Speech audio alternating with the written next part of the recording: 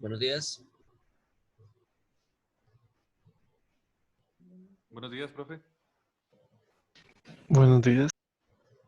Bueno.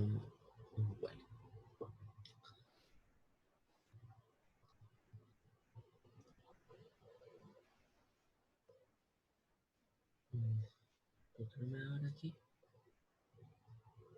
Ah. Ok.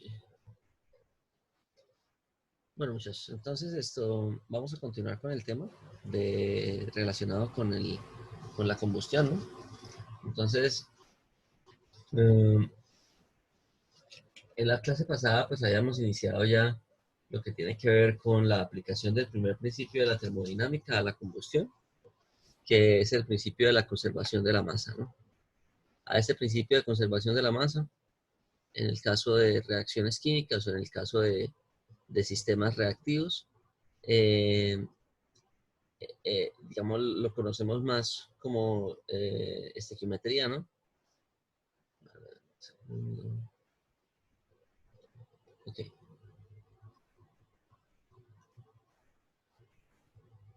Ya les comparto pantalla.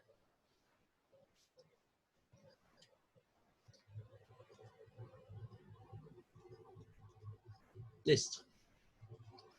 Entonces, como les decía, en la clase pasada, pues ya iniciamos el tema de la estequiometría, que es aparte es el tema relacionado con el balance de la masa, ¿no?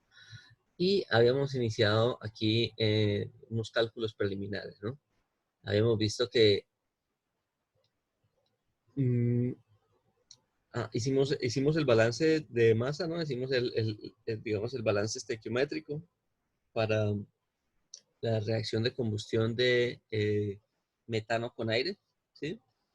Y para esa reacción de metano con aire habíamos determinado ¿qué? Habíamos determinado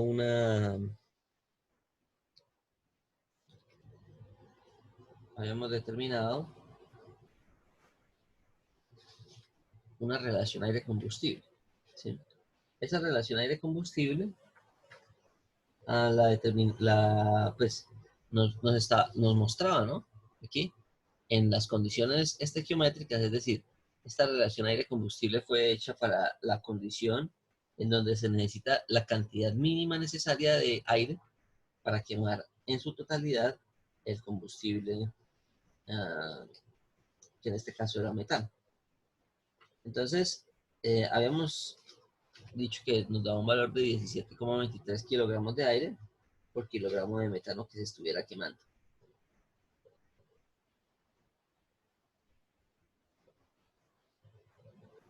Listo. Entonces, yo les había dicho que esa relación aire-combustible para las condiciones estequiométricas nos iba a funcionar como una referencia, ¿sí? ¿Por qué? ¿Por qué como una referencia? Porque a partir de ese valor íbamos a empezar a comparar cualquier otro valor en donde las condiciones de aire fueran un poco diferentes. Es decir, aquí vamos a mirar cuáles son los productos que generan en la combustión cuando nosotros tenemos una reacción estequiométrica. Entonces, cuando nosotros tenemos una reacción estequiométrica, yo les había dicho que todo carbono que estuviera en los reactivos, ¿no? O sea, todo carbono que estuviera aquí en el combustible se iba a convertir en dióxido de carbono, ¿sí? Todo hidrógeno que estuviera en el combustible se iba a convertir en vapor de agua. y así como todo azufre en el combustible se iba a convertir en SO2. Bueno,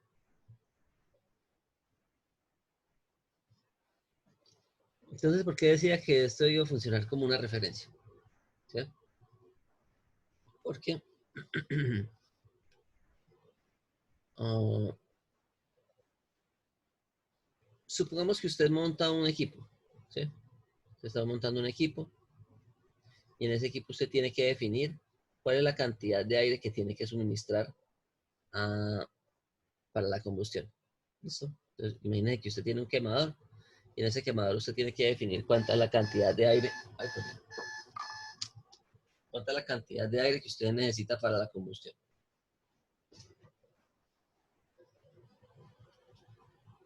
Entonces, nosotros habíamos dicho que para el caso del metano, si nosotros estamos quemando, aquí serían entonces 7, ¿cuánto era? 7 era esto, más o menos 9,52 moles de aire, ¿sí? Que era lo que iba a tener yo aquí. Eran las necesarias para quemar una mol de metano, ¿sí? Ahora, eso es en las condiciones, como les dije, en las condiciones de aire estequiométrico, es decir, en las condiciones mínimas de aire para quemar en su totalidad el combustible. Ahora, yo puedo tener el caso de que yo quiero, por ejemplo, quemar ya no una mol de metano con 2 moles de aire, pero con 9,52 moles de aire, sino aquí yo, por ejemplo, le voy a colocar que voy a tener un coeficiente estequiométrico de 2,5 para el aire aquí, ¿sí? A mí se me puede presentar una situación así, ¿no? O yo puedo presentar una situación así, ¿sí? Yo podría decir, quiero quemar ese combustible con una cantidad de aire mayor a la cantidad de aire estequiométrica, ¿sí? Cuando nosotros tenemos esta situación, se nos va a presentar que el aire estequiométrico, ¿sí? La relación aire estequiométrica, entonces, para esa situación que tenemos acá, vamos a darnos cuenta que la relación aire-combustible ya no va a ser la teórica, ¿sí? Ya no va a ser la estequiométrica, sino que va a ser una real. ¿Listo? Entonces, estas son las condiciones reales que yo estoy utilizando. Para este caso, a ver, ¿cuánto nos daría? Nos daría alfa, en este caso alfa daría 2,5, ¿no? Entonces sería 2,5 por 4,76 por la masa por la masa molar del aire, que sería 28,97 sobre 16. ¿Cuánto da eso?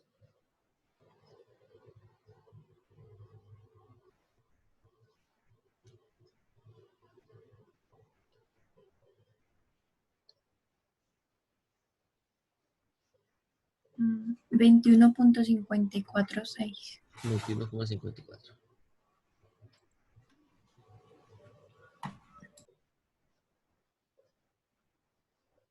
Kilogramos de aire por kilogramos de metal. Entonces, lo que quiero mostrarles aquí con esto es que para esta condición que nosotros estamos estableciendo acá, vamos a tener un caso en donde la relación aire-combustible real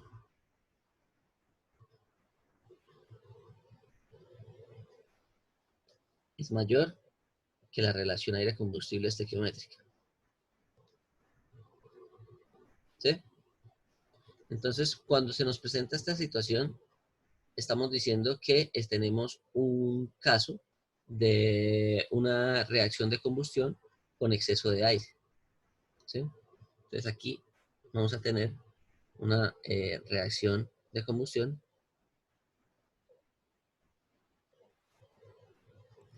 Profe, una pregunta, ¿y ese AC real es el mismo AF que vimos en la relación de arriba? ¿Cómo? Perdón. Que si este AC real es el mismo que vimos en relación de arriba que era AF sobre AFST. Eso no lo entendí muy bien. No, entonces fíjense aquí lo que estoy diciendo. Eh, Cuando nosotros decimos esta situación que yo les había hecho acá, por eso yo decía que era una referencia, ¿sí? Porque normalmente es un valor a partir del cual vamos a empezar a comparar en las condiciones reales que yo tengo de mi combustión, eh, esa relación estequiométrica. Es decir, fíjense algo.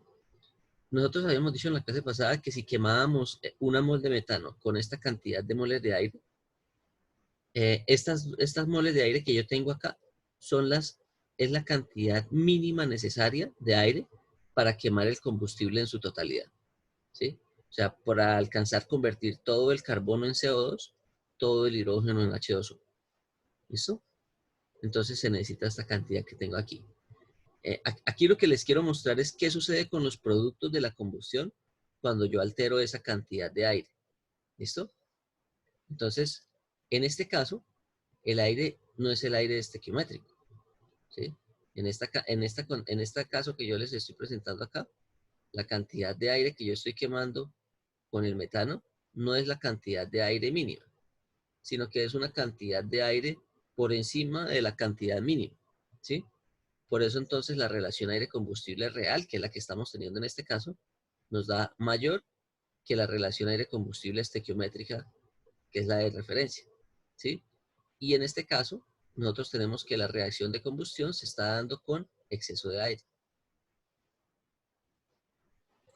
Sí, profesora, me pregunté si esa relación hace referencia a la que vimos arriba, que dice AF sobre AFST.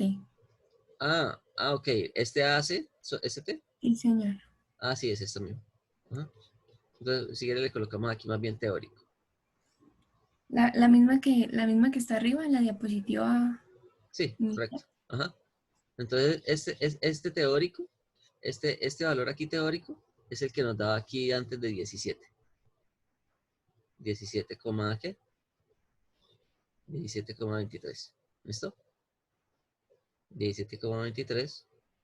Entonces estamos viendo que el valor que estamos teniendo ahorita, que es de 21,54, es mayor que ese que habíamos determinado en la clase pasada. ¿Listo? Ahora, para esta situación, nos estamos dando cuenta que la cantidad de aire que yo estoy suministrando es superior a la estequiométrica, que es este valor de 17,23. ¿Sí? La ecuación es la misma, lo único que está cambiando es el alfa. ¿Sí? Fijémonos este alfa, que es el coeficiente que multiplica el aire, este acá, ya no es 2, sino que es 2,5. Entonces es una cantidad un poco mayor que, que, ¿qué? Es una cantidad un poco mayor a la que teníamos en el caso estequiométrico.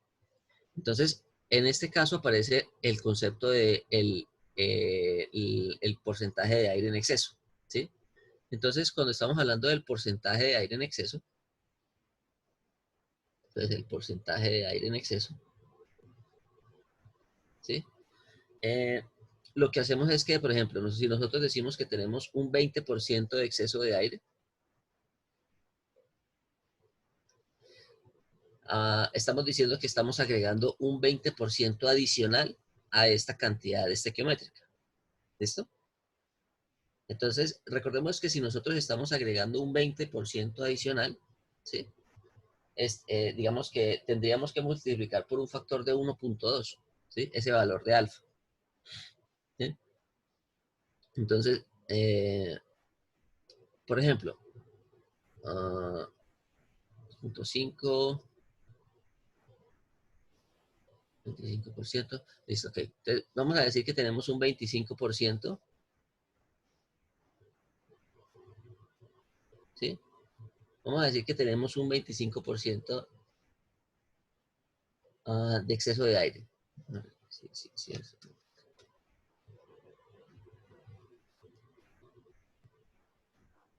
sí, correcto. Entonces, en este caso, se me está presentando esta situación, ¿sí? Estamos entregando un 25% de exceso de aire. Eso quiere decir que es un 25% adicional al aire estequiométrico. Es decir, un 25% de aire adicional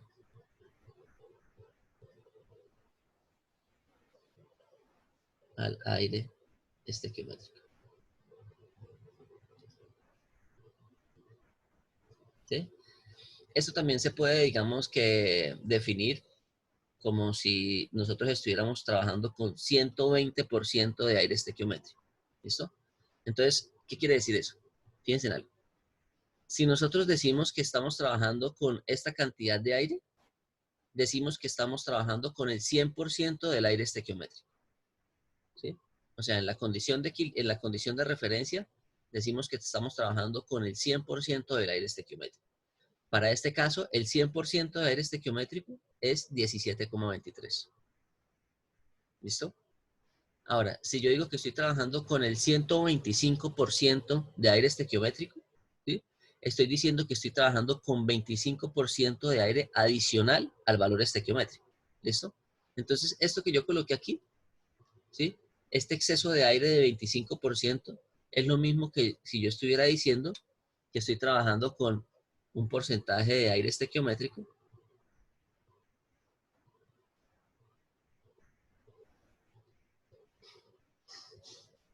de 125%. ¿Sí?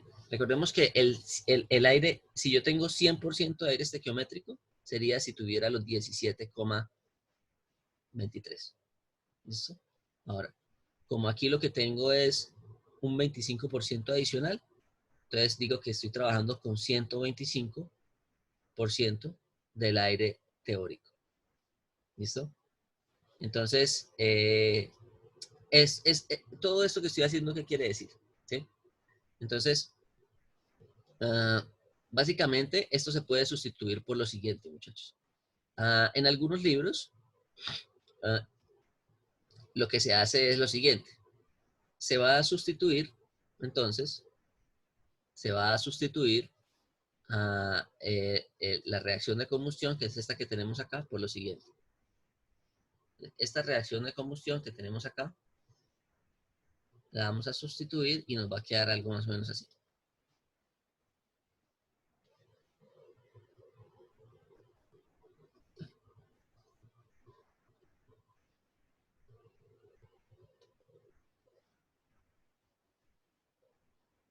Entonces, en lugar de colocar aquí esto así, lo podemos dejar de forma genérica de la siguiente forma.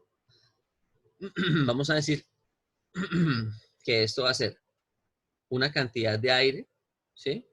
Más una cantidad estequiométrica, que es la del 100%, que es la de alfa, ¿sí? Entonces, a alfa lo definimos como el coeficiente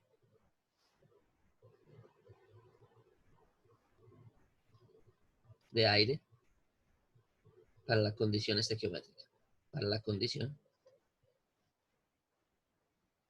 teórica, ¿sí?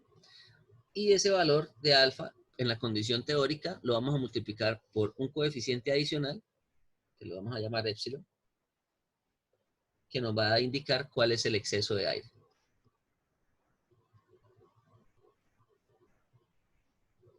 ¿Listo? Entonces, en este caso nos estaban diciendo que la condición teórica para la combustión del metano era ¿cuánto? ¿Cuánto era que nos daba el alfa ahorita?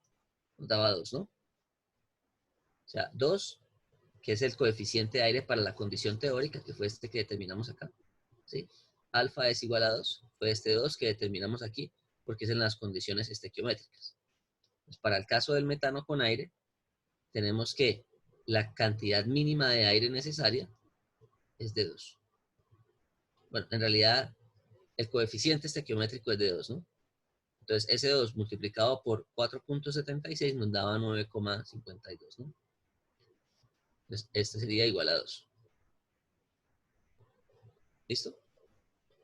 Ahora, este épsilon lo que nos está diciendo es cuál es la cantidad de exceso de aire. Entonces, para este caso, que es de 25%, lo que hacemos es que vamos a multiplicar este alfa por 1,25. ¿Listo? Entonces, supongamos que a usted le dicen que tienen una reacción de combustión, no del metano, vamos a decir otro gas, vamos a decir que es el etileno, ¿sí? Que es el C2H4, ¿no? Entonces, el etileno es C2H4, ¿sí? Entonces, usted lo que hace es que para ese C2H4, ¿sí? Yo tengo esto como combustible. Vamos a decir que tenemos etileno como combustible. Y yo les digo a ustedes que esa combustión la vamos a hacer con 40% de exceso de aire, ¿sí? Es decir, le vamos a agregar 40% más de las condiciones mínimas necesarias para que él se queme en su totalidad, ¿correcto? Entonces, eh, ¿eso qué quiere decir? Que nuestro valor epsilon que tenemos acá va a ser de 1.4. ¿Listo? Entonces, nos quedaría entonces hacer la reacción estequiométrica para este etileno para determinar cuánto es el valor teórico de alfa, ¿sí? Que es la condición mínima necesaria para quemar todo el combustible. Entonces, uno tiene que hacer la estequiometría, ¿sí? Colocando que lo único que se forma es dióxido de carbono y vapor de agua, y el nitrógeno, pues, que pasaría derecho, ¿no? Entonces, ahí yo determinaría la condición de alfa, y a ese valor de alfa después lo multiplico por el épsilon para, digamos, saber cuánto es el valor total de la reacción que yo tendría, ¿sí? Entonces, fijémonos en algo. Para esta combustión que yo tengo acá, ¿sí? Para esta condición de combustión con estos dos elementos, me va a dar que la multiplicación de alfa por épsilon es 2.5, que fue lo que yo dije aquí, ¿no? ¿Sí? Entonces, 2.5 nos va a dar esta multiplicación, que sería el coeficiente estequiométrico que multiplica esta cantidad de moles de aire uh, para un exceso de 25%. ¿Listo? Uh, entonces, si nosotros quemamos esto y consideramos combustión completa, ¿sí? Es decir, si nosotros quemamos con esta cantidad de aire en las condiciones de combustión completa, vamos a tener que los productos de esta combustión van a ser los mismos productos de la combustión estequiométrica, es decir, una mol de dióxido de carbono, ¿sí? Más 2 moles de vapor de agua, ¿sí? Y aquí vamos a colocar un adicional, ¿no? ¿Sí? Recordemos que esto se forma porque es lo que tengo disponible aquí de combustible, ¿no?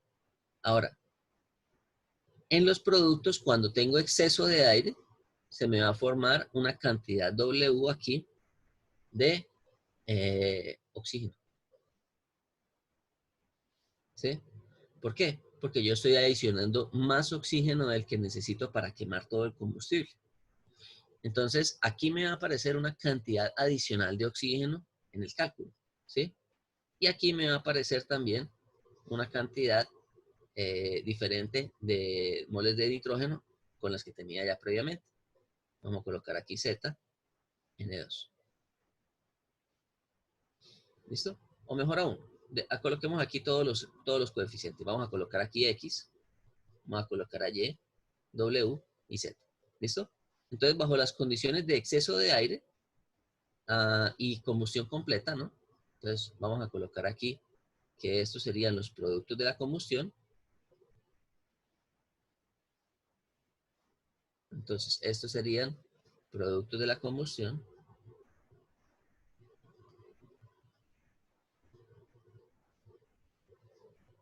de metano.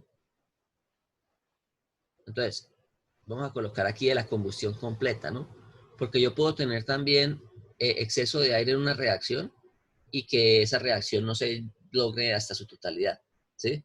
Eso se puede dar por diferentes motivos, ¿no? Por ejemplo, que la mezcla no sea muy buena, o sea, que la mezcla aire-combustible no sea muy buena, o que la cantidad, o que el tiempo de residencia del aire y el combustible no sea el suficiente en la cámara de combustión, ¿sí? Entonces, por diversos motivos. Entonces, esto que vamos a considerar aquí van a ser los productos de la combustión completa con exceso de aire.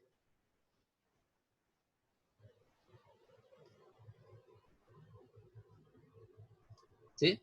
Entonces, cuando yo tengo combustión completa con exceso de aire, voy a tener los mismos productos de la combustión de la condición estequiométrica, ¿sí? Más una adicional, que sería ese adicional de oxígeno y de nitrógeno, que no está reaccionando, ¿sí? Porque no tiene con quién reaccionar, ¿sí? Entonces, cuando hacemos aquí el balance estequiométrico, pues nosotros vamos a tener que, si hacemos el balance para el carbono, vamos a tener que va a ser el mismo, ¿no? Es decir, va a ser igual aquí, 1 es igual a X, ¿sí? En el caso del hidrógeno, vamos a tener aquí exactamente lo mismo. Vamos a tener aquí que para el caso del carbono, pero para el caso del metano va a ser 4, va a ser igual a 2Y, ¿sí? Y por lo tanto Y es igual a 2, ¿sí? Aquí vamos a tener que para el oxígeno tendríamos nosotros, entonces en el oxígeno aquí aparece un término adicional, ¿no? Vamos a tener que epsilon por alfa, ¿sí? Va a ser equivalente a, bueno, epsilon por alfa por 2, ¿no? Si lo colocamos aquí de esta forma. O lo podemos colocar así, epsilon por alfa también. Epsilon por alfa por 2, porque es sería el número de átomos que tengo aquí. Va a ser igual a 2x, ¿sí? Más y más 2w, ¿correcto? Entonces, si de aquí despejamos w, vamos a tener que w nos da, ¿cuánto daría ahí w? Entonces sería esto que sería 2.5, 2.5 menos 2,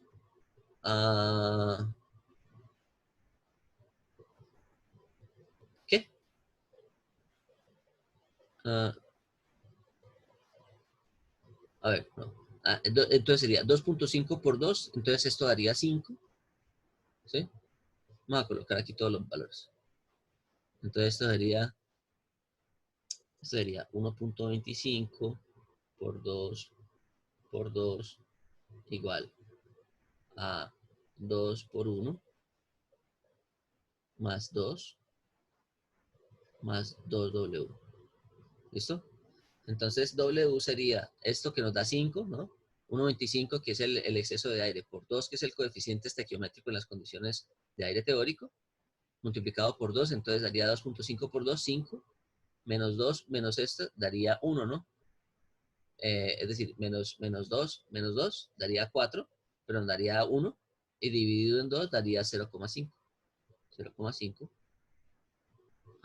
Y por lo tanto, SW sería 0,5 para esta reacción que tengo con exceso de aire. Y en el caso del Z, nos va a quedar que nos va a quedar epsilon por alfa por 3.76 es igual a Z. ¿Listo? Entonces sería multiplicar el que teníamos en las condiciones estequiométricas, que sería alfa por 3.76, que era 7.52. ¿Sí? 7.52 multiplicado por 1.25.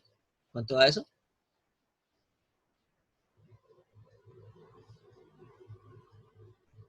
9.4. 9.4. Listo. Entonces, esos serían los productos de combustión que yo tendría para la condición de exceso de aire. ¿Listo? Para la combustión completa con exceso de aire, ¿no? Ahora vamos a mirar el otro caso. ¿Sí? Ese era el primer caso en donde se comparaba con esa referencia. Entonces vamos a mirar el otro caso. El otro caso es cuando yo suministro una cantidad insuficiente de aire. Entonces, por ejemplo, vamos a mirar qué sucede en el caso de que yo suministre, por ejemplo, aquí 1. ¿Qué sé yo? Vamos a decir que estoy suministrando 1.8. ¿Listo? Entonces, en este caso, si tengo 1.8, mi relación aire-combustible, vamos a copiar todo esto acá, ¿no? Vamos a hacer el mismo procedimiento, ¿no? Pero ahora para esta condición de aire combustible. Entonces, ¿daría cuánto esto? ¿Sí? En lugar de aquí tener 2.5, vamos a colocar 1.8.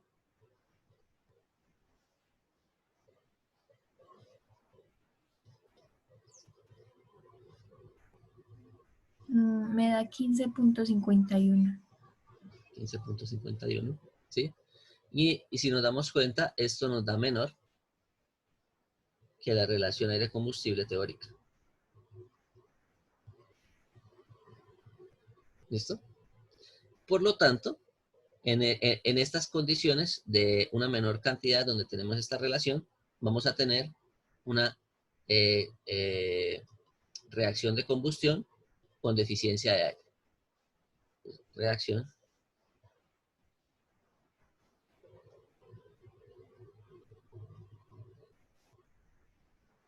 con deficiencia de aire.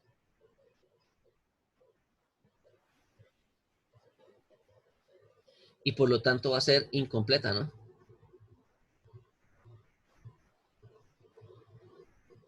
Ok. Entonces, aquí decimos algo similar a esto, ¿no? Entonces, en este caso vamos a decir que existe un porcentaje de deficiencia de aire. Entonces, existe un porcentaje de deficiencia de aire.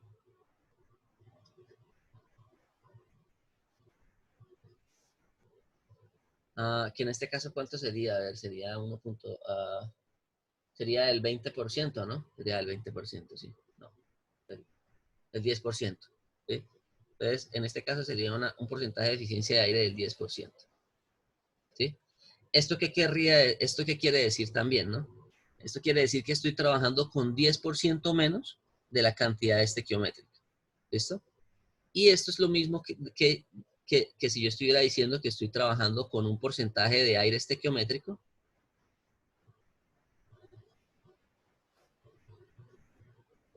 del 90%. ¿Sí? Recordemos que si yo trabajo con un porcentaje de aire estequiométrico del 100%, es como si estuviera trabajando con la cantidad teórica de aire estequiométrico. ¿Sí? Es decir, con la cantidad, sí, con la cantidad para las condiciones estequiométricas, quiero decir, ¿sí? Entonces, si yo tengo un valor inferior al 100%, quiere decir que estoy trabajando en deficiencia de aire. Si yo trabajo con un valor mayor al 100%, quiere decir que estoy trabajando con exceso de aire. Entonces, nuevamente, este de arriba quiere decir que tenemos 10% menos, 10% menos, no, 10% de aire, no, ¿cómo fue que yo coloqué aquí? 25% de aire adicional de aire estequiométrico. Entonces, aquí tendría 10% de aire, Faltante podría ser. sí, como menor, como insuficiente tal vez. 10% de aire menos que en las condiciones estequiométricas.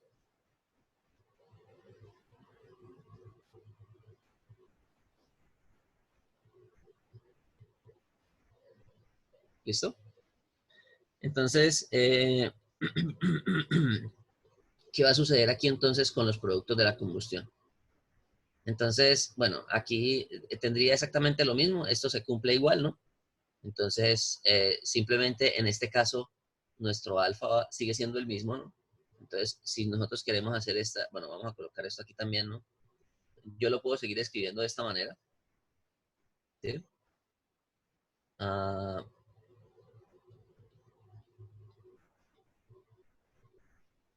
ay, no.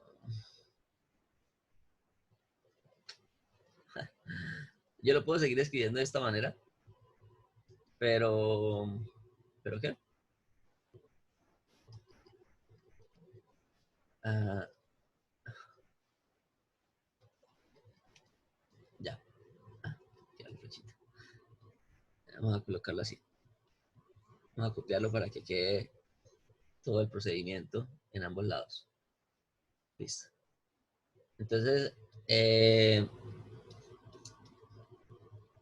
este caso, el epsilon ya no nos, sí, digamos que sería como en este caso sería la cantidad de aire en deficiencia, ¿no? Que para este caso no sería de 1.25, sino que sería el 0,9, ¿no? Entonces, el alfa sigue siendo el mismo porque es en las condiciones estequiométricas. Entonces, y aquí vamos a tener un coeficiente de epsilon que en este caso me estaría indicando la deficiencia de aire.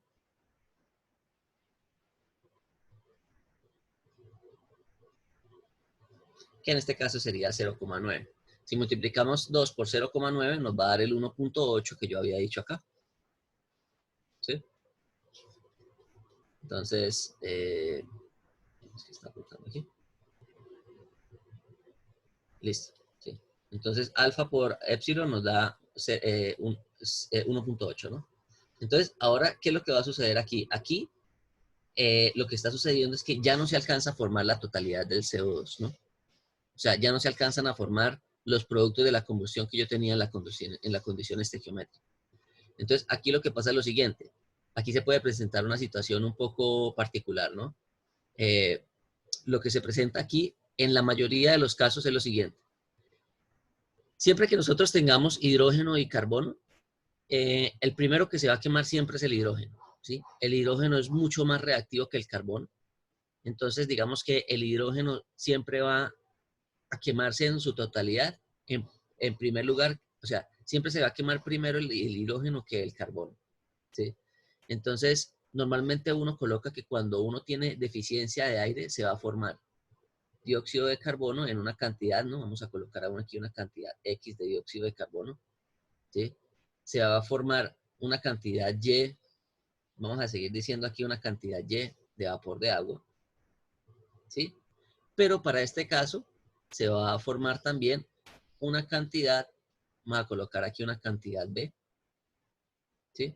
Se va a formar una cantidad B de monóxido de carbono, ¿sí? Entonces, como les decía, aquí el carbono no alcanzó a quemarse en su totalidad hasta CO2. Entonces, lo que nos quiere decir eso es que hubo una cantidad de carbono que se quemó parcialmente. Es decir, que se quemó hasta volverse monóxido de carbono. O yo podría tener aquí que simplemente el carbono no se quemó, ¿sí? Y a eso es lo que denominábamos como carbono no quemado.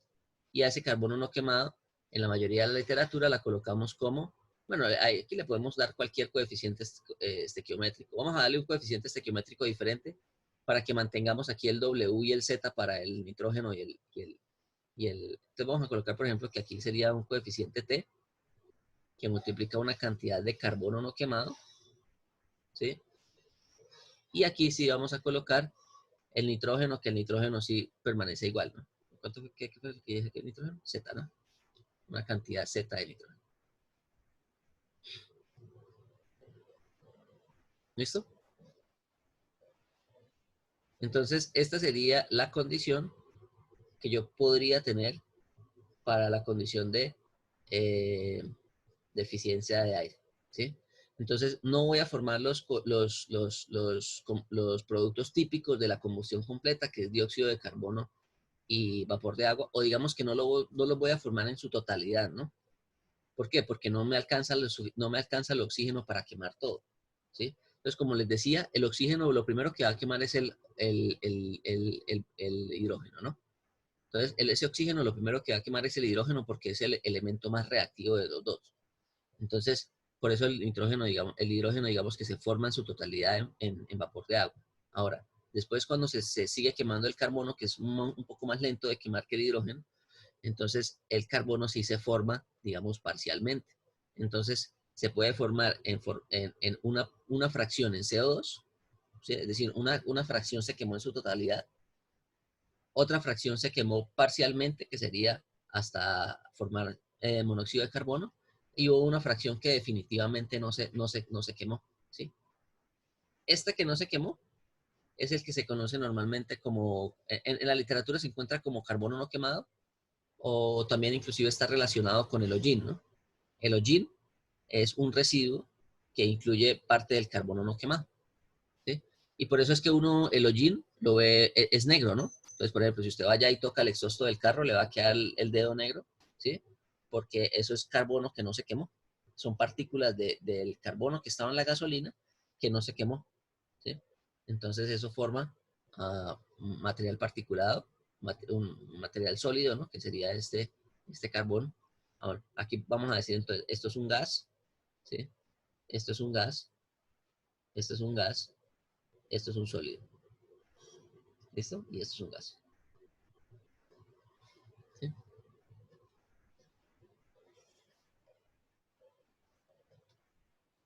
Bueno. Ok. Entonces, en este caso, ¿sí? Saber cuántos son estos coeficientes estequiométricos. Para saber cuál es el valor de estos coeficientes estequiométricos, tendríamos que implementar la segunda ley de la termodinámica, que en este curso no la vamos a alcanzar a ver. Entonces, si se nos llega a presentar alguna situación de algún ejercicio en donde nos estén diciendo que tenemos deficiencia de aire, normalmente estos coeficientes son dados por el ejercicio. ¿Listo? O sea, no se calculan, sino que ya el ejercicio se los da. ¿Listo?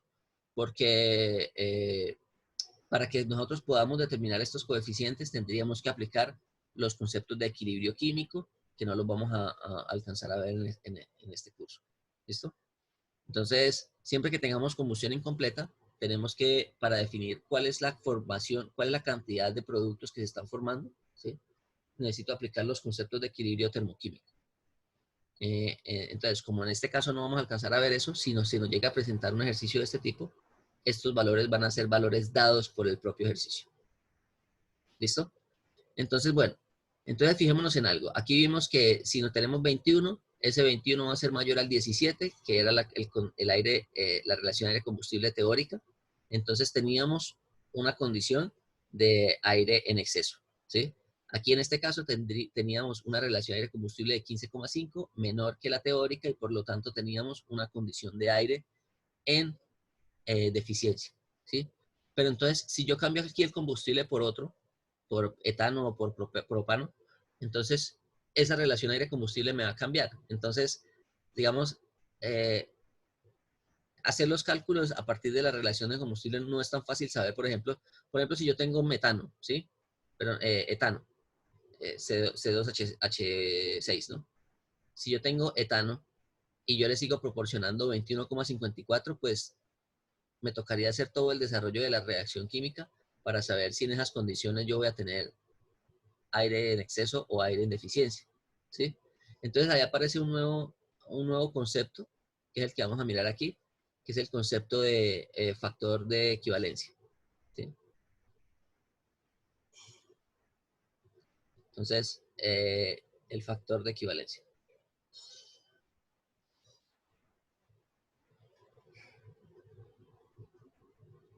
Entonces, ese factor de equivalencia es básicamente un número que me facilita a mí saber eh, saber si estoy en las condiciones de aire en exceso o en aire en deficiencia, ¿sí?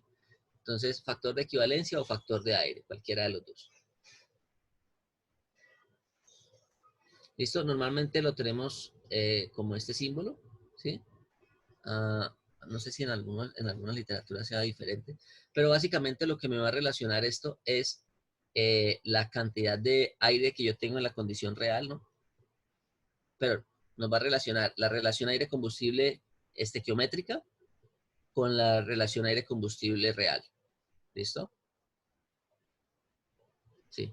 Entonces, fijémonos acá. Nos va a relacionar la relación aire-combustible estequiométrica o la teórica con la relación aire-combustible real. ¿Listo? Es decir, este de arriba va a ser nuestro valor de referencia.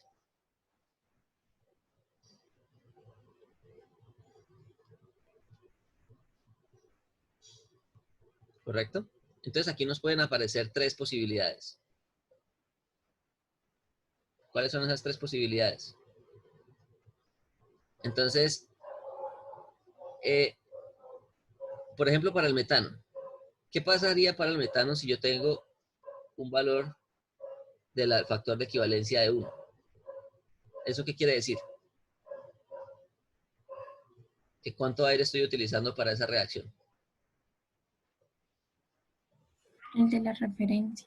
El El de de la referencia. referencia, que sería el aire teórico, ¿no? Aire estequiométrico o teórico.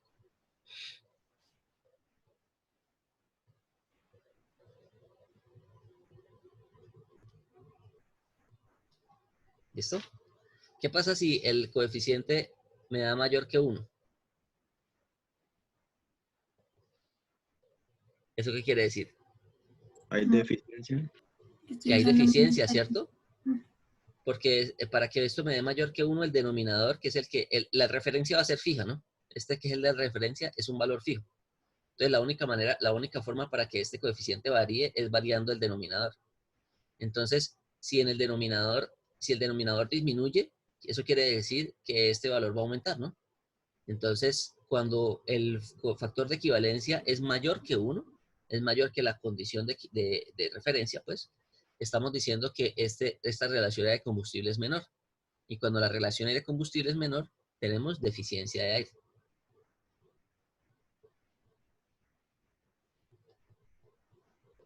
¿Listo? Y por lo tanto vamos a tener una reacción incompleta. Y cuando nuestro factor de equivalencia es menor que 1, vamos a tener exceso de aire. ¿Sí? Y bueno, ahí no podemos decir si es completa o es incompleta porque eso dependerá de las características del proceso. Entonces, este factor nos facilita, digamos, así a ojo, saber si estamos en deficiencia o en exceso de aire. ¿Sí? Entonces, por ejemplo, si yo le digo a usted, si yo le digo a usted que estoy quemando etano con 14,5 kilogramos de aire por kilogramo de metano, eso a mí, digamos que no me da mucha información de si estoy en condición de deficiencia o en exceso de aire, ¿no?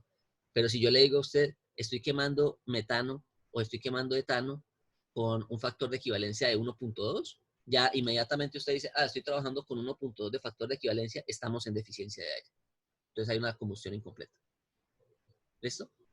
Entonces, digamos que este factor de equivalencia es bastante útil desde esa perspectiva. Bueno.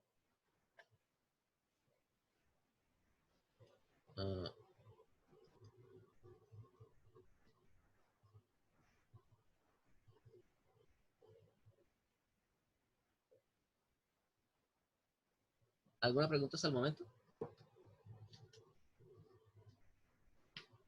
Ahora vamos a mirar cómo se caracterizan estos productos en la realidad, ¿no? O sea, ¿cómo hago yo para evaluar esto a nivel experimental? Entonces, para eso existen diferentes tipos de técnicas analíticas, ¿sí? Existen algunas un poco más antiguas y existen, digamos, las técnicas modernas, que son técnicas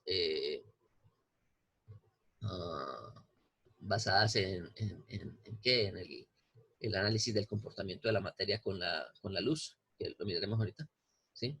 Entonces, vamos a entrar bueno, esto se los voy a dejar de tarea para que evalúen hagan estos 3 ejercicios, ¿sí? Quiero que determinen la relación aire-combustible estequiométrico para cada una de ellas. ¿Listo? Y en la próxima clase vamos a comparar esos resultados. Entonces, esto va a ser un ejercicio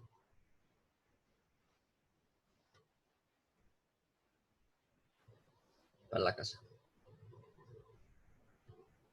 ¿Listo? Entonces, para el fin de semana, hagan estos cálculos y en la próxima semana los analizamos. ¿Listo? Entonces, la combustión de metano con aire, esa ya la tenemos, ¿no? Entonces, vamos a hacer otra más fácil. Vamos a hacer vamos a cambiar el metano por propano. Entonces, propano, C3H8 con aire estequiométrico, ¿no? Fijémonos, tenemos aquí aire estequiométrico. Entonces, únicamente vamos a tener alfa aquí, ¿no? Entonces, alfa, porque el coeficiente que nos da el exceso va a ser 1. Entonces, O2 más 3.76 N2.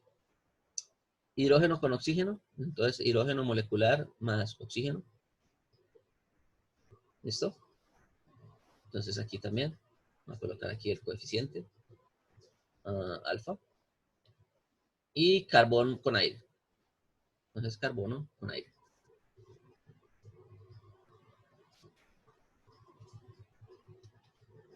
Quiero que hagan esas tres reacciones para determinar la condición de aire estequiométrico. Recuerden que el aire estequiométrico se considera cuando nosotros logramos la combustión completa de ese combustible. ¿Listo? Entonces todo el carbono se vuelve CO2, todo el hidrógeno se vuelve vapor de agua. Entonces hagan esos 3 ejercicios. Ok, entonces vamos a mirar cómo se analizan los gases de combustión. Entonces, uno se preguntará, bueno, ¿cómo hago para determinar experimentalmente esos valores? ¿Sí? Digamos que esos cálculos que estamos haciendo son cálculos teóricos, ¿sí? Pero, por ejemplo, si yo monto un banco de pruebas, ¿sí? Y yo en ese banco de pruebas quiero hacer pruebas de combustión, pues una de las maneras de caracterizar qué tan buena es la combustión que usted tiene es midiendo los gases que se están produciendo en ese equipo, ¿sí? Entonces, imagínese que usted tiene aquí un reactor, ¿no? Entonces, usted tiene aquí un reactor y usted está empezando a probar diferentes combustibles, ¿no? Entonces, supongamos usted está probando biomasas, ¿sí? Entonces, usted está metiendo aquí unas biomasas, ¿sí? Usted a la biomasa le hizo una caracterización, usted sabe la composición de la biomasa, ¿sí? Y usted está aquí haciendo un diseño, ¿no? Y usted dice, ¿qué pasa? Quiero mejorar el diseño de un quemador, ¿no? Entonces, no sé, le voy a cambiar la geometría, lo voy a hacer más grande, lo voy a hacer más pequeño, le voy a cambiar los elementos de calentamiento, le voy a cambiar qué sé yo, le voy a cambiar el distribuidor de aire aquí, ¿sí? Para que el suministro de aire sea más homogéneo. Sí, entonces yo puedo jugar con el diseño y las características, digamos, de las propiedades de mi combustible y la cantidad de aire que yo quiero trabajar, ¿no? Entonces supongamos que usted conoce la composición de este combustible. O sea, usted sabe cuánto tiene de carbono, cuánto tiene de hidrógeno, cuánto tiene de azufre, cuánto tiene de nitrógeno, etc. ¿Listo? Y usted tiene aquí el aire, ¿no? Entonces yo voy a decir, aquí tengo una cantidad de aire y voy a decir que tengo un exceso de aire del 5%. ¿Listo? Si usted hace los cálculos estequiométricos y usted dice, listo, voy a considerar combustión completa. Entonces usted hace sus cálculos y dice, debería generar tanto de dióxido de carbono, tanto de vapor de agua, tanto de nitrógeno. ¿Sí? Pero nuevamente, eso es en el papel. Ahora, si usted quiere probar esto en la realidad, pues usted va allá, coloca aquí su cámara de combustión, ¿no? Entonces, algunas formas para caracterizar un sistema de estos sería colocar aquí unos termopares, ¿no? Para medir la temperatura. Entonces, yo puedo monitorear la temperatura, ¿sí? Pero también yo puedo colocar aquí una sonda, ¿sí? Entonces, yo puedo colocar aquí una sonda de gases, ¿sí? Una sonda analizadora de gases. Entonces, ¿qué va a hacer esa sonda? Esa sonda lo que va a hacer es que va a tomar una muestra de los gases que se están generando y los va a llevar a un analizador.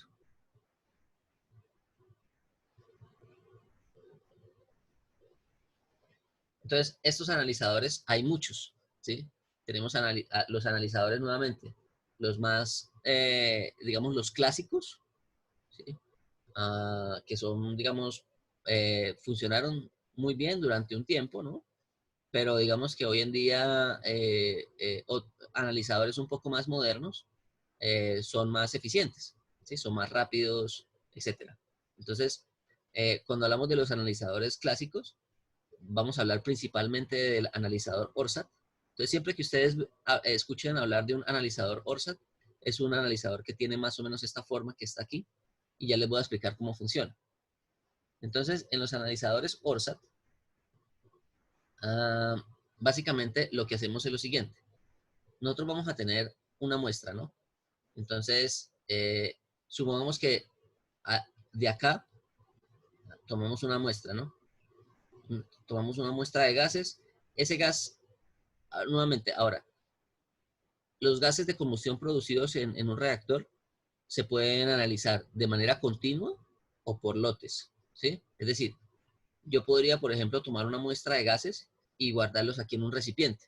¿sí? Supongamos que yo tengo aquí un recipiente, yo puedo tener aquí el recipiente en donde voy a almacenar el gas, ¿sí? O yo puedo directamente mandar esto a que, me lo evalúe de manera continua el equipo, ¿sí? Entonces, independiente de cómo sea, ¿no? Algunos equipos permiten medir esto continuamente, la composición de los gases, otros no. En el caso del ORSAT, este no lo permite, ¿sí? O sea, si yo voy a evaluar los gases producidos en la combustión mediante este analizador, tiene que ser necesariamente por lotes. Entonces, ¿cómo funciona esto? El analizador va a recibir unos gases de combustión por acá. ¿Listo? Entonces, por aquí yo suministro los gases de combustión al analizador. Ahora, esos gases de combustión tienen que ser secos. Gases de combustión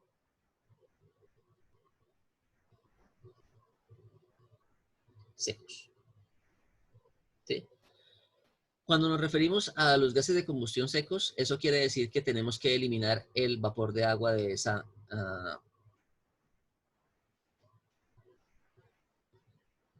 ¿Aló?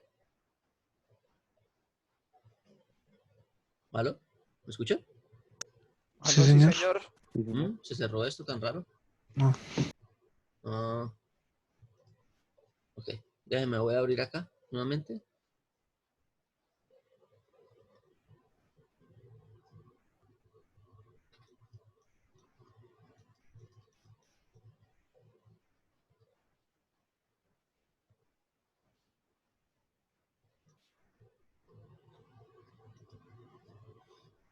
¿Ves? Esto se me cerró.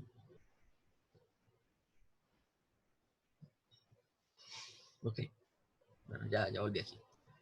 Entonces, aquí, listo. Entonces, ¿qué quiere decir esto de que los gases de combustión tienen que estar secos? Quiere decir que esos gases, antes de enviarse a este dispositivo, tienen que pasarse por alguna trampa una trampa en donde yo condense todo el vapor de agua generado en la combustión, ¿sí? Entonces, si nosotros nos acordamos, los productos de la combustión son particularmente CO2, dióxido de carbono, vapor de agua, ¿sí? Y bueno, y otros elementos. Entonces, una forma para hacer eso es pasar esos gases de combustión previamente por por una trampa. Normalmente eso se le dice una trampa, ¿no? Una trampa de agua, ¿no? Una trampa de condensados. Entonces, estos gases que salen aquí en la forma gaseosa, ¿no? Se hacen pasar normalmente por eso que yo les digo, por una trampa. La trampa de condensados digamos que en términos generales sería algo más o menos así. Entonces, imagínense que usted tiene aquí un dispositivo, ¿sí? Y en ese dispositivo yo voy a tener aquí un fluido, ¿sí? Entonces, imaginémonos que eso es algo más o menos así. Supongamos que aquí vienen los gases, esos son los gases de combustión.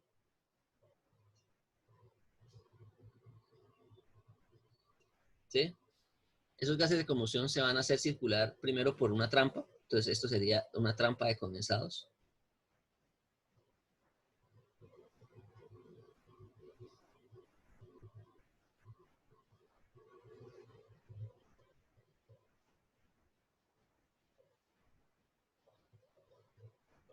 Dios, Dios, Dios, Dios.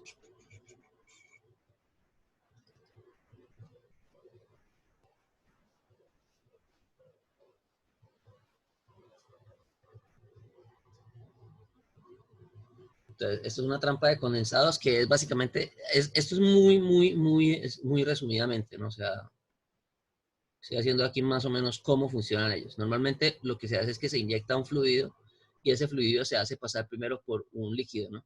Entonces, como este líquido generalmente va a estar frío comparado con la temperatura de los gases de combustión, entonces cuando se hace pasar el gas a través de esa sustancia fría, lo que se le va a hacer al gas es llevarlo a una temperatura lo suficientemente baja para que ese vapor que sale de los productos llegue a su punto de rocío, ¿sí? Cuando el vapor llega al punto de rocío, recordemos que se empieza a precipitar y entonces aquí lo que yo voy a tener es que esos condensados o esos gases que se pueden condensar fácilmente, como el vapor de agua, se van a quedar aquí, en esta trampa. Entonces, por eso se llama una trampa de condensados. Porque lo que hace es que agarra cualquier gas que venga de los productos de la combustión. Entonces, supongamos que los productos de la combustión son CO2, más vapor de agua, más monóxido de carbono, más nitrógeno, ¿sí? Más oxígeno.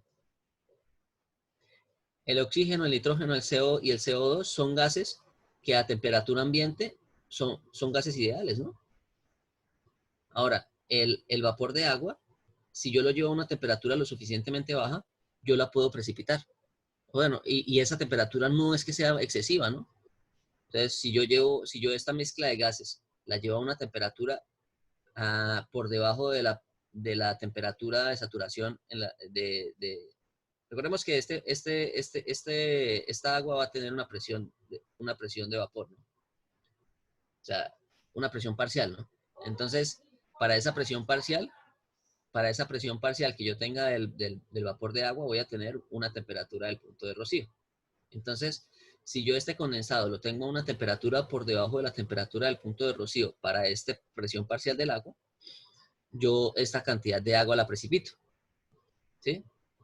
Y al precipitarla, pues aquí yo voy a tener, bueno, aquí también se colocan unos filtros adicionales y eso. No solamente esto, ¿no? Por eso les digo, esto es de manera muy resumida. Después de esto, pues ya salen aquí unos gases que vamos a decir que son unos gases de combustión secos, ¿sí? Son unos gases de combustión secos porque yo eliminé esos posibles condensados que se pueden generar.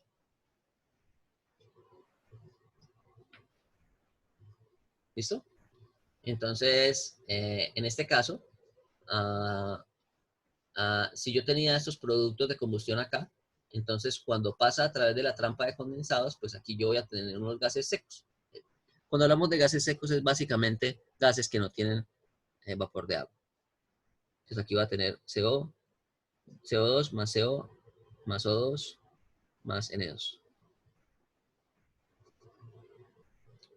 ¿Listo? Bueno. Entonces, ¿qué es lo que va a hacer? Entonces, como les decía, se va a tomar una fracción, una cantidad de los gases de combustión, ¿no? Entonces, esos gases de combustión se hacen entrar a través de esta tubería. ¿Sí? Vamos a colocarla aquí con un diámetro. Entonces,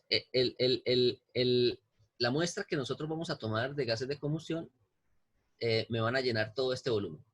¿Listo? Vamos a decir que me va a llenar un volumen por acá, más o menos hasta aquí. ¿Qué sé yo? ¿Sí? ¿Listo? Y estas válvulas las voy a tener cerradas, ¿no? Entonces, una vez que el gas pues entra en este sistema, yo cierro esta válvula. ¿Listo? Entonces, cierro esta válvula y aquí yo voy a tener un gas que digamos que está atrapado, ¿no? Entonces, ¿por qué está atrapado? Porque en este recipiente que yo voy a tener acá, voy a tener una cantidad de líquido, que normalmente es agua, ¿no? Aquí tenemos un líquido, tenemos agua, y lo que hacemos es lo siguiente. Este fluido, o sea, o esta jarra que tenemos aquí, que la tenemos aquí con un líquido, entonces, bueno, entonces este líquido viene por acá, sigue por aquí, y me va a llenar toda esta columna. Hasta una determinada altura, ¿no? Entonces, lo que se hace es lo siguiente. Al inicio de la prueba, yo voy a tener una presión atmosférica. Voy a colocar esto a presión atmosférica, ¿no? Entonces, ¿cómo hago yo para colocar esto a presión atmosférica? Pues lo que hago es que igualo las columnas al lado y lado, ¿no? Entonces, si yo agarro este recipiente y lo coloco acá, pues si yo lo coloco a la misma altura, o mejor aún, este recipiente me va a quedar más o menos por aquí. ¿Sí? Entonces, de tal manera que yo tenga el mismo nivel. ¿Sí? Como tengo el mismo nivel, pues voy a tener el efecto de la presión atmosférica ahí, ¿no? Entonces, como inicialmente este sistema aquí está a presión atmosférica, ¿sí? Los gases de combustión generalmente están a presión atmosférica. Entonces, lo que yo voy a tener aquí es que va a haber un balance y un equilibrio entre estos dos niveles entre estos dos niveles, ¿no? Entre el jarrón y el agua que yo voy a tener aquí. Ok. Entonces, ¿qué es lo que se hace aquí en esto? Aquí el fluido, la muestra, que en este caso es el gas, lo que se hace es que se va a pasar aquí por una serie ¿de qué? De compuestos que tienen la capacidad de absorber cada uno de estos gases, ¿sí? Entonces, básicamente, aquí vamos a tener tres botellas, ¿sí? O ¿cómo es que se llama eso? Se me olvidó el nombre. Son tres... Bueno, esa cristalería tiene un nombre especial, ¿no? Pero entonces, aquí en el interior de cada uno de estos dispositivos que vemos acá, hay unas sustancias que tienen la capacidad de absorber cada uno de esos gases. Entonces, en la primera sustancia, vamos a considerar que aquí tenemos nuestra primera sustancia, ¿sí? Entonces, nuestro primer fluido que vamos a tener acá va a ser, voy a colocar aquí en verde. Entonces, en verde vamos a colocar primero la soda cáustica, ¿no? Perdón, la potasa cáustica, ¿sí? Que es básicamente un hidróxido de potasio, ¿sí? Ese hidróxido de potasio, entonces, ¿qué es lo que se hace aquí? Uno abre la válvula, ¿sí? Usted abre la válvula y lo que hace es que empieza a jugar con la altura de esta botellita. Entonces, si usted sube la botella, de cierta manera está haciendo como si estuviera generando una presión positiva en el interior de este gas, ¿sí? Entonces, si usted sube la botella acá, lo que esto está produciendo es que este gas se aumente su presión, ¿sí? Entonces, al aumentar su presión, pues usted está forzando el gas a entrar en esta botellita, ¿sí? Obviamente abriendo primero la válvula, ¿no? Pues abrimos la válvula y cuando usted sube la botella, el gas va a entrar aquí en el interior de este sistema y digamos que se va a empezar a entrar, los gases de combustión entran en contacto con este compuesto. Entonces, esto se hace varias veces, ¿no? Entonces se sube la botella, después la vuelven y la bajan, se sube, o se baja, se sube, se baja, para que el aire entre y salga de este dispositivo varias veces. ¿Listo? Entonces, después de que se ha hecho eso repetidas veces, lo que sucede físicamente es que este compuesto, esta potasa cáustica, lo que se llama también como potash, absorbe, en este caso, ella tiene la capacidad de absorber el dióxido de carbono. Entonces, ella va a absorber el dióxido de carbono. ¿Sí? Entonces, al absorber el dióxido de carbono,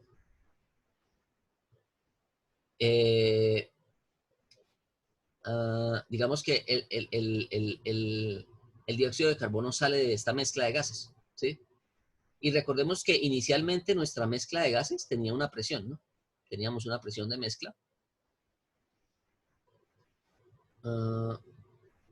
Y esa presión de mezcla estaba ocupando un volumen, que es ese que estamos midiendo aquí, ¿no?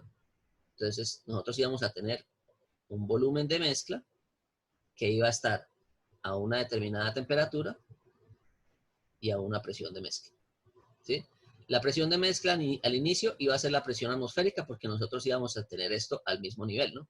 Recordemos que si no hay una diferencia de una columna de agua, la presión va a ser la misma que la atmosférica, ¿no? Entonces nosotros dejábamos esta presión atmosférica de tal manera que estábamos fijando este elemento, una atmósfera. ¿Listo? Y nosotros este volumen lo estábamos midiendo aquí. Entonces aquí teníamos un volumen inicial. Entonces, ¿qué es lo que está haciendo? ¿Qué es lo que hacemos ahora? Nosotros, listo, hicimos pasar esto varias veces. Después, lo que hacemos es que cerramos esta válvula cuando el volumen alcanzado por este gas es el mismo volumen que teníamos. No, perdón. Nosotros cerramos digamos, abrimos esta válvula y permitimos que el nivel del fluido que teníamos aquí al inicio quedara nuevamente en ese mismo nivel, ¿no? Es decir, para que el gas que entró salga nuevamente de ese sistema, ¿no? Entonces, eso se hace aquí con unos niveles, ¿no? Entonces, este fluido que está aquí en verde, que es esta potasa cáustica, antes de que se cierre la válvula, debe estar aquí a un determinado nivel, ¿sí? Para garantizar que todo el gas que entró en este sistema salga nuevamente del sistema. Listo. Entonces, ¿qué es lo que va a suceder? Cuando usted saca todo ese gas y cierra esta válvula, y nuevamente, y hace iguala nuevamente las presiones, es decir, vuelve a tener aquí una atmósfera, lo que se le va a presentar es que hubo una variación del volumen. ¿Listo? Entonces, aquí hubo una variación del volumen. Entonces, después de que se pasó por el verde, yo voy a tener que el volumen ocupado ya no va a ser todo este volumen acá, sino que va a ser un volumen por aquí. ¿Listo? Entonces, recordemos que por la ley de Amagat, yo tengo que el volumen de mezcla va a ser igual a la sumatoria de los volúmenes de cada uno de los componentes. ¿Sí? Eso es lo que me dice la ley de Amagat. ¿Sí? Siempre y cuando la presión y la temperatura sean la misma, ¿no? Entonces, la temperatura va a ser la misma porque esto está a temperatura ambiente, y la presión es la misma porque yo la igualo aquí con este dispositivo. ¿Sí? Entonces yo vengo aquí, igualo hasta la presión atmosférica, que sería la presión de mezcla. Entonces, para esa presión de mezcla, yo voy a tener una variación en el volumen. ¿Sí? Y esa variación en el volumen, ¿sí? Recordemos que estos volúmenes específicos yo los puedo relacionar también con ¿qué? ¿Se acuerdan que el volumen específico yo puedo decir que es igual a N sub I sobre N de moles totales? ¿Sí? Y eso es igual a la fracción molar. ¿Sí? Entonces, esto fue del tema por allá anterior que vimos de mezcla de gases. Entonces, esta diferencia que se presentó acá, lo que me está indicando es la cantidad, ¿sí? De sustancia que se fue por efecto del dióxido de carbono que absorbió esta potasa cáustica. Entonces yo ahí estaría caracterizando cuánto fue la cantidad de dióxido de carbono que había en estos gases. ¿Sí? Que recordemos nuevamente, estamos teniendo aquí la misma presión. ¿Listo? Entonces cambió el volumen, ¿sí? Se presentó un cambio de volumen, pero ese cambio de volumen se presentó porque el dióxido de carbono salió de esta mezcla. Entonces, cuando yo hago una relación entre el volumen inicial y el volumen final, la diferencia entre esos dos volúmenes me va a dar el volumen específico ocupado por el CO2. ¿Sí? Y ese volumen parcial es equivalente a la fracción molar en la mezcla. Entonces, lo que se hace es que después de que se pasa primero por ese primer dispositivo, después se hace pasar aquí por un segundo gas, por un segundo fluido, perdón. Entonces, en este caso, el principio físico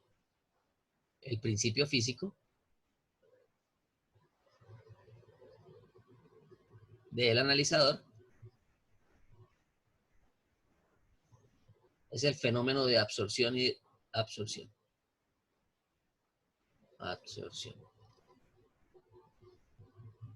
Esto que es un fenómeno allá de la química, típico de la química. Entonces, las sustancias tienen capacidad de absorber gases, o sea, diferentes tipos de fluidos tienen la capacidad de absorber otros fluidos. Entonces, generalmente los líquidos tienen una capacidad de absorber gases.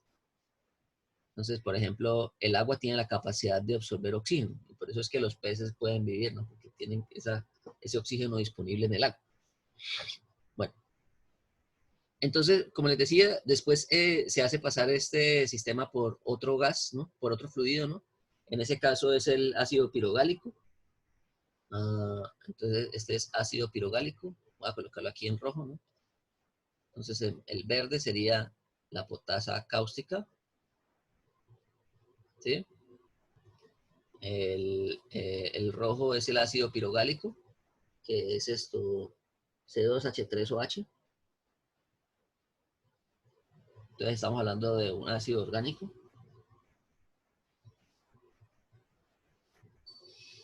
OH3, perdón, C6. C6H3OH3. No, ácido pirogálico. Y el ácido pirogálico tiene la capacidad de absorber, entonces este me absorbe el CO2, este me absorbe el O2, y por último vamos a tener ¿el qué? El cloruro cuproso. Vamos a colocar aquí. Cloruro cuproso, que sería el CuCl2. Y ese tiene la capacidad de absorberme el monóxido de carbono. ¿Listo? Entonces hacemos exactamente lo mismo. Pasamos el gas por el interior de este tubo varias veces, de este fluido varias veces, ¿sí? Y después de que se hace pasar varias veces por ese fluido, después miro cuánto fue la variación en su volumen para la misma presión y con eso determino la fracción molar de ese componente en la mezcla. Al final, después de que haga todo este proceso para cada uno de los tres gases, el gas que me va a quedar aquí resultante va a ser el nitrógeno. Entonces, lo que me quede en el tubo del analizador ORSAT va a ser el nitrógeno. ¿Listo? Entonces, el volumen total final es el nitrógeno y los volúmenes en la medida en que yo voy pasando por cada uno de estos sistemas va a ir variando, ¿sí? Y esa variación pues me permite determinar los volúmenes de dióxido de carbono, oxígeno y monóxido. ¿Listo? Entonces, así es como funciona este analizador ORSAT. Entonces, ¿qué es lo que pasa con este analizador? Es tedioso, ¿no? Hacer esta prueba es tediosa, es demorado, ¿sí? Pero digamos que siempre y cuando usted tenga los reactivos aquí, es bastante económico, ¿no? O sea, lo único que usted estaría gastando sería esos reactivos y bueno. Y digamos que comprar estos dispositivos no es tan caro. Ahora, si yo quiero comprar un analizador más moderno, que serían sondas que funcionan con la espectrometría o la cromatografía, ¿no? Entonces, la espectrometría es el campo de la ciencia que estudia la interacción entre la masa y la radiación electromagnética. Entonces, por ejemplo, si usted agarra esa sonda, ¿sí? Imagínese que usted viene aquí y pasa la sonda de gases, ¿sí? Aquí tiene el gas de combustión, ¿sí? Y sumamos que esos gases de combustión usted los hace pasar por una columna, ¿sí? Entonces, básicamente, por ejemplo, miremos cómo funciona el FTIR o el Raman, ¿sí? El Raman o el FTIR lo que hace es lo siguiente. A este gas, ¿sí? Le hace pasar un rayo de un láser, ¿sí? O sea, una fuente de luz o una fuente de radiación electromagnética. Aquí tenemos una fuente de radiación electromagnética. ¿Listo? Generalmente es un láser. ¿Sí? Un láser en la frecuencia, es decir, en el espectro de infrarrojo, ¿no? Entonces, en el espectro infrarrojo, en este caso.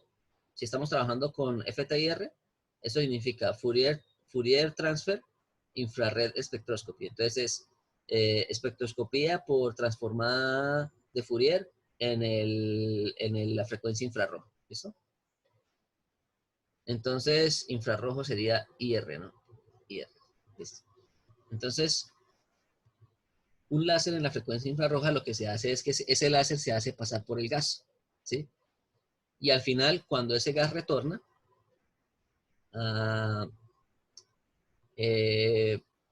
lo que va a suceder es que ese gas que tenía, digamos, una banda de frecuencias, en algunas de esas frecuencias absorbió energía. ¿Listo? O perdió energía. Mejor perdió energía. Es decir, este gas, este láser, cuando se hizo pasar a través del gas, pierde energía en unas bandas de frecuencia. ¿Sí?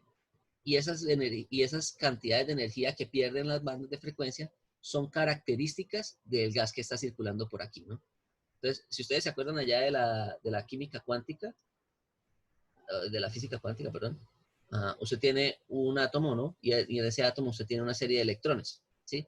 Y los electrones están distribuidos en diferentes niveles de energía, ¿no?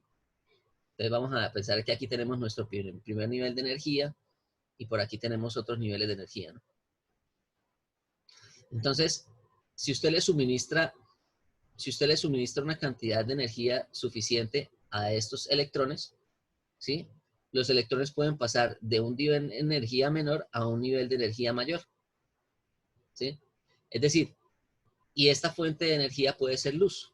Entonces, usted puede tener aquí una fuente electromagnética.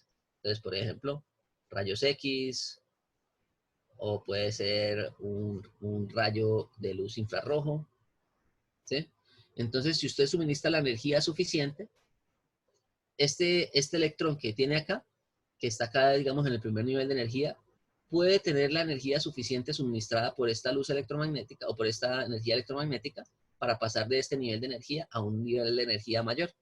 Este salto de energía es un salto cuántico, ¿sí? Es decir, es un salto de energía bien definido para cada tipo de sustancia. Entonces, esas pérdidas de energía que pierde este láser, ¿no? Porque entonces sería una cantidad de energía que estaría perdiendo este láser. Esa pérdida de energía que va a tener el láser es característica del tipo de átomo que tengo acá, ¿sí? Porque estos saltos que tengo aquí son característicos de cada átomo.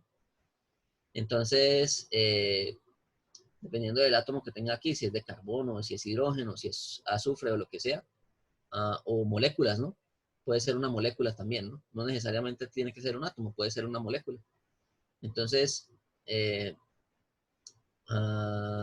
el caso de las moléculas, imaginémonos que tenemos aquí, qué sé yo, carbono, otro carbono, y aquí tenemos, vamos que tenemos etano, ¿no? Bueno, el etano no sería algo tan útil porque, bueno, estamos analizando, son otros gases. Vamos que tenemos aquí el dióxido de carbono. ¿Sí? Este es nuestro dióxido de carbono. ¿Sí? Entonces, cuando se le suministra energía, por ejemplo, cuando se le suministra una fuente de rayos, una fuente de energía electromagnética en el espectro infrarrojo, pues estos enlaces tienen la capacidad de absorber energía en ese espectro. ¿Sí? Entonces, si se recibe aquí infrarrojo, ¿sí? Pues estos enlaces tienen la capacidad de absorber energía. ¿Sí? Entonces, lo que hace es que van a empezar a vibrar más rápidamente. Entonces, esa pérdida de energía se puede caracterizar en el láser que se conoce muy bien, ¿no? Entonces, uno sabe que este láser está irradiando en una frecuencia específica, ¿no? Entonces, la cantidad de energía que se pierda de ese láser, pues es característica de la sustancia que se quiere evaluar.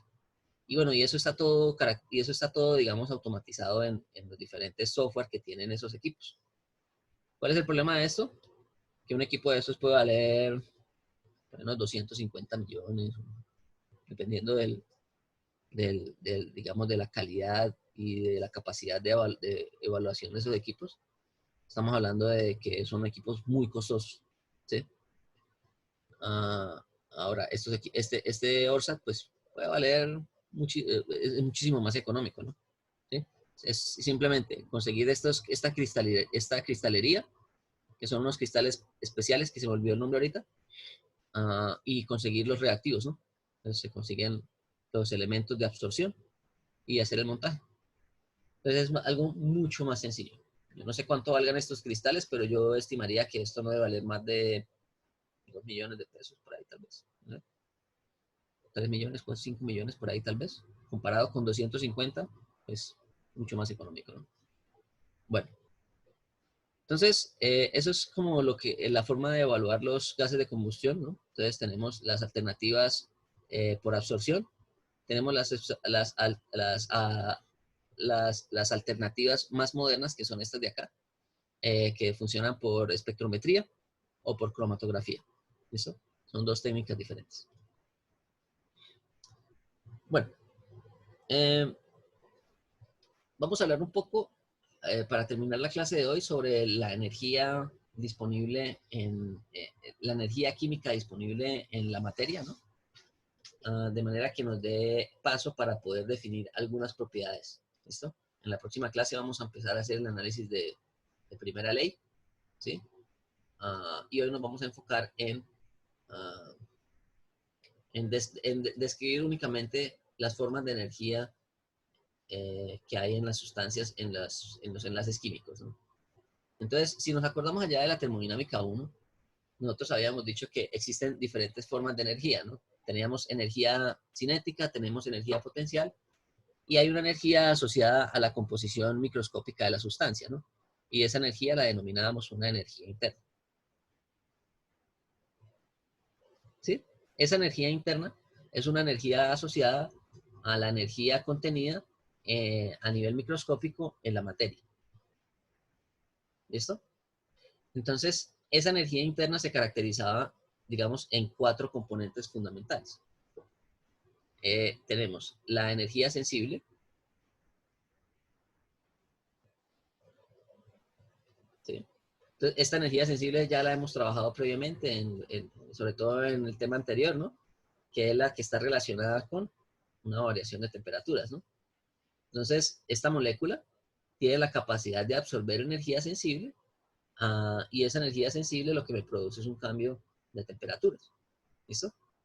Entonces, digamos que esa energía sensible está relacionada con la velocidad, ¿no? Con la velocidad de las partículas. ¿Sí? Recordemos que estas partículas vibran, ¿no? Estas partículas están en movimiento. Estas partículas, por ejemplo, si estamos hablando de un gas, el gas se puede mover, tiene movimientos de traslación, ¿sí? Ahora, si estamos hablando de líquidos o sólidos, las partículas, las moléculas, cuando tenemos una sustancia líquida o una sustancia sólida, también se mueven, ¿no? En los sólidos en particular, que los enlaces son mucho más fuertes, los enlaces intermoleculares son más fuertes, entonces esa energía sensible se manifiesta en forma de vibración, ¿sí? Y está relacionada particularmente con, ¿qué? Con la temperatura. ¿Listo? Bueno, entonces esta es una energía asociada a la vibración de las moléculas. ¿Listo? Tenemos una energía latente, ¿sí? Y esta, recordemos que la energía latente está asociada a un cambio de fase. Es decir, yo tengo aquí una molécula, ¿no? Tengo aquí esta molécula, supongamos que esto es una molécula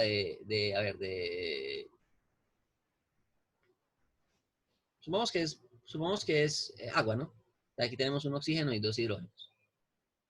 Bueno, aquí tenemos más electrones, ¿no? Pero bueno, supongamos que es una molécula cualquiera, ¿no?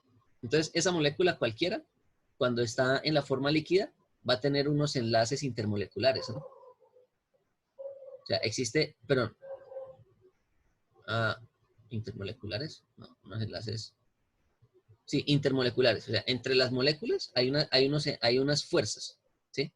O sea, eh, ¿se acuerdan que en el agua son esas fuerzas de lo que llamábamos los puentes de hidrógeno? ¿Sí se acuerdan de eso? Ya de la química. Y que esos puentes de hidrógeno son los que permiten que las moléculas de agua estén, es decir, que tengan una fuerza bastante grande. Y eso es porque las moléculas de agua tienen una polaridad, ¿no? Bueno, en fin. Entonces, las moléculas tienen unas fuerzas entre ellas que hacen que se mantengan en diferentes fases, ¿no? Entonces, si está en fase líquida, hay unas fuerzas intermoleculares características. Ahora, si el movimiento de estas partículas, o sea, si la energía de estas partículas es lo suficientemente grande para liberarse de esas fuerzas que tiene con las otras moléculas, pues lo que está sucediendo ahí es que esa molécula que tengo aquí está ganando una energía latente suficiente para hacerla liberar de esos enlaces que tiene con las otras moléculas, ¿no? Y eso es lo que ocurre cuando nosotros le suministramos energía para el cambio de fase, ¿sí? Nosotros le estamos suministrando una cantidad de energía para que esas moléculas se liberen de esas fuerzas que tienen con otras moléculas. ¿Listo? Entonces, digamos que este tipo de energía está relacionada con las fuerzas intermoleculares.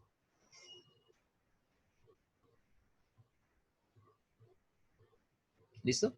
Y eso es lo que hemos trabajado hasta ahorita, allá cuando vimos la parte de ciclometría y de mezcla de gas.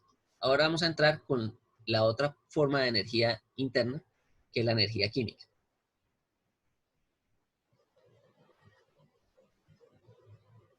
¿Listo? Entonces, la energía química tiene que ver no con los enlaces intermoleculares, ¿sí? Sino con las fuerzas intramoleculares.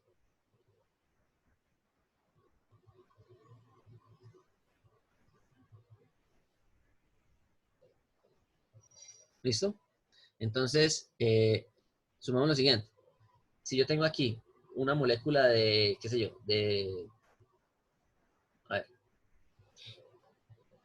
vamos a pensar lo siguiente. Supongamos que nosotros tenemos metano y ese metano lo tenemos en forma líquida, ¿sí? Lo comprimimos y lo llevamos a la condición de líquido, ¿sí? Entonces, si lo tenemos en la condición de líquido, quiere decir que entre dos moléculas de metano hay unas fuerzas, ¿sí? Hay unas fuerzas que permiten que ese metano se mantenga en la forma líquida. ¿Listo? Ahora, si esas moléculas ganan la energía suficiente, ¿qué es lo que ocurre cuando se calientan? Entonces, cuando se calienta ese metano, lo que se puede hacer es que ese metano rompe estos enlaces y quedan libres, ¿no? Entonces, a eso es lo que le denominábamos una energía latente, ¿no? Es decir, digamos, esta molécula la estamos rompiendo y estamos haciendo que se separe en dos moléculas, ¿sí? Entonces, es decir, si se presenta esto acá, H4, y por aquí otro CH4, ¿sí? Lo que se hizo fue que a cada una de estas moléculas se le suministró la energía suficiente para romper esta fuerza intermolecular. Es decir, aquí gano energía interna, ¿vale? Ahora, ¿qué sucede con esto? Entonces, vamos a analizar aquí esta molécula de metano. Entonces, el metano tiene esta estructura más o menos, ¿no? Es una estructura tetraédrica.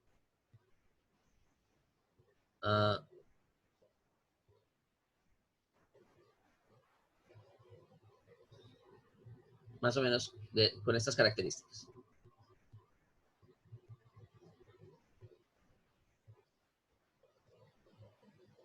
¿Listo? Entonces, esa es nuestra molécula de metano. Ahora, el metano tiene unas fuerzas que me mantienen esta cohesión entre estos átomos, ¿no? Entonces, existen unas fuerzas intramoleculares.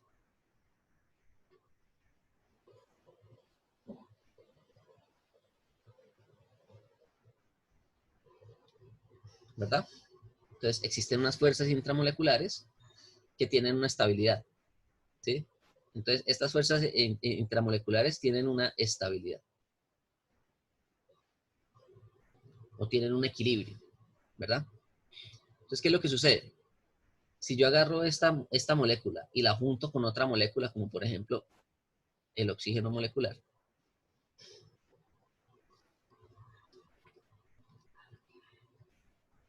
que tiene también unas fuerzas acá, ¿sí? La interacción entre estas dos moléculas, ¿sí? La interacción entre estas dos moléculas puede hacer que estos enlaces ya no sean estables, ¿sí?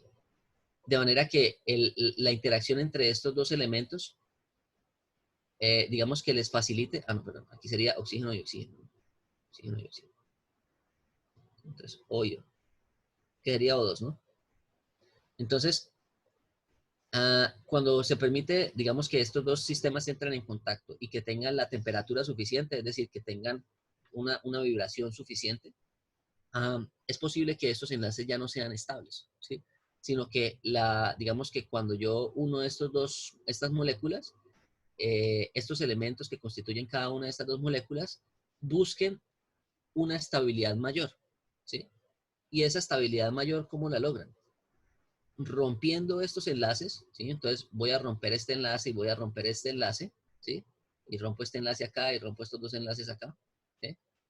Y si yo tengo el suficiente suministro de oxígeno, lo que va a suceder es lo siguiente. La energía que hay en estos enlaces se va a sustituir por otra forma de energía, que es un enlace nuevo. Entonces voy a formar aquí un hidrógeno. Voy a colocarlo aquí. Voy a formar aquí un hidrógeno, un oxígeno y un hidrógeno, que sería mi molécula de agua. Y voy a formar aquí un oxígeno, un carbono y un oxígeno. ¿Listo? Entonces, ¿qué es lo que está sucediendo? Que estos enlaces que estoy colocando aquí ahora son más estables que estos que tengo aquí para las condiciones que yo tenía, ¿sí? Entonces, estos enlaces que tengo aquí tienen una estabilidad mayor que los que tenía yo allá atrás, ¿sí? Pero entonces, ¿qué es lo que sucedió? Que cuando yo rompí estos enlaces que tenían mayor contenido de energía y pasaron a formar unos enlaces con menor contenido de energía intramolecular, lo que sucedió aquí es que la diferencia de energía almacenada en estos enlaces entre los reactivos y los productos es una cantidad de energía que se liberó.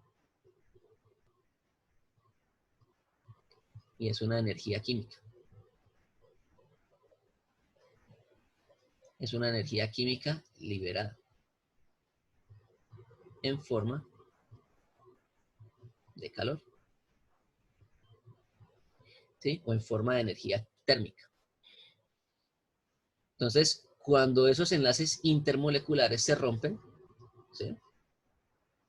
Y forman una molécula nueva, esa diferencia de energía entre las fuerzas intramoleculares iniciales y las fuerzas intramoleculares finales es una energía química que se liberó y normalmente eso se libera en forma de calor, ¿sí? Entonces, es decir, esta molécula que tiene unos enlaces de menor energía, la forma para que el balance de energía se mantenga es que ganan energía sensible, ¿sí? Entonces, hubo un cambio en la composición química, ¿sí? Ese cambio en la composición química implicó un cambio en las fuerzas intramoleculares, ¿sí? En donde las fuerzas intramoleculares en los productos es menor que en los reactivos, ¿sí?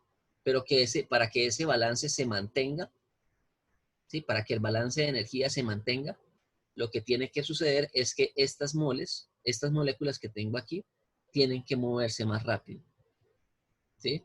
Es decir, tienen que tener una energía sensible mayor. Y si tienen una energía sensible mayor, tienen una energía térmica mayor, ¿sí? Entonces, ahí lo que hay es un intercambio de energía química a energía térmica, ¿sí? Lo que yo estoy haciendo es lo siguiente. Cuando yo hago una reacción de combustión, yo estoy convirtiendo energía química que está en los enlaces intramoleculares, ¿sí? Esta energía química que está en los enlaces intramoleculares, la estoy convirtiendo en energía sensible, ¿sí? Y por eso es que se produce la llama. La llama son un montón de gases calientes, ¿sí? Que están absorbiendo la energía química liberada por la reacción de combustión, ¿sí? Entonces, ¿qué es lo que sucede acá? Entonces, fíjense, acá hay una energía química almacenada. Cuando esos enlaces se rompen, esa energía química almacenada, cuando forman otros elementos que tienen menor energía química almacenada, tiene que conservarse la energía global del sistema.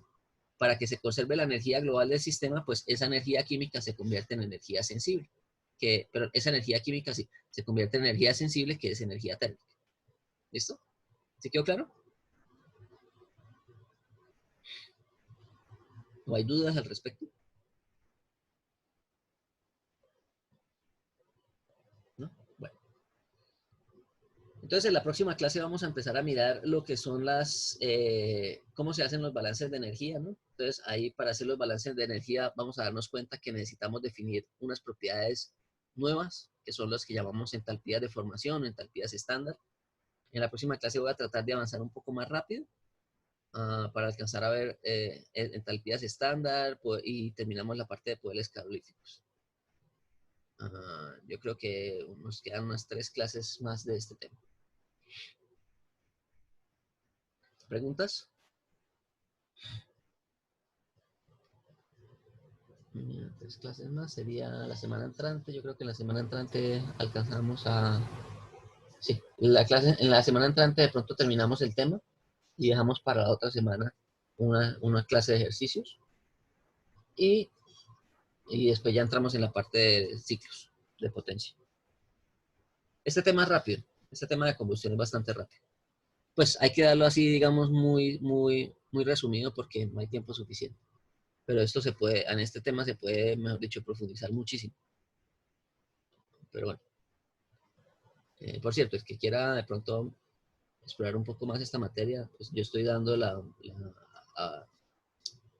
materia... ¿qué? ¿Qué se llama?